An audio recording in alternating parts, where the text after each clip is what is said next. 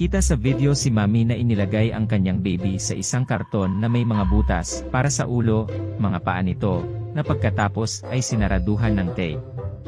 Mapapaisip ka kung bakit at anong gagawin ni Mami kay baby. Kita sa video si Mami na inilagay ang kanyang baby sa isang karton na may mga butas para sa ulo, mga paa nito, na pagkatapos ay sinaraduhan ng tape. Mapapaisip ka kung bakit at anong gagawin ni Mami kay baby. Mapapansin din na di man lang umiyak si baby, at parang deadma sa gagawin ni Mami. Sa puntong yon, ay saka inilabas ni Mami ang razor na gagawing pangtabas sa buhok ni baby.